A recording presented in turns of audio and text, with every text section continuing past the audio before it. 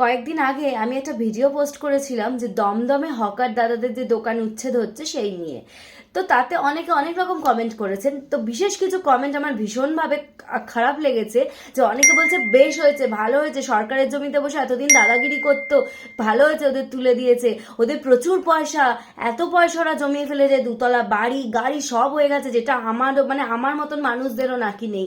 আচ্ছা একটা কথা বলি, সরকারের জমিতে বসবে, সেটা কেন বসেছে সেটা সবার প্রশ্ন, অসুবিধা হয় ঠিক আছে, একজন মানুষ তাই বলে একজন মানুষের রুজি রুটি হারানোর কষ্টটা কেমন সেটা কি আপনারা বোঝেন?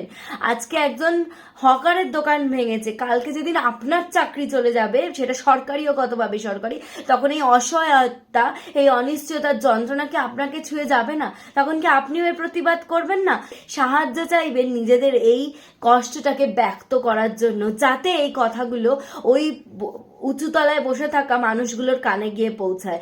আমি মানছি যে আমাদের উন্নয়ন প্রয়োজন, আমাদের শহরটাকে সাজানো প্রয়োজন, তার মানে এটা নয় যে কারোর পেটে লাথি মেরে গরিব মানুষদের মানে খাওয়ার মুখের ভাত কেড়ে নিয়ে, তাদের তো ভাত আমরা দিতে পারবো না, তাহলে তাদের ভাতটা কেড়ে কেন নেব আমরা? এটা আমার প্রশ্ন। তাই রিকোয়েস্ট করছি হাত জোর করে সরকারের কাছে, দয়া করে এটা করবেন না।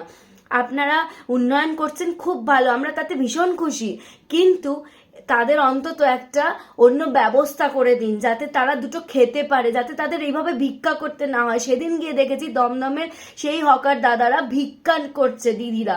এই দৃশ্য যেন তাদের মানে আমাদের দেখতে না হয়, এটুকু আমি রিকোয়েস্ট করছি সরকারের কাছে।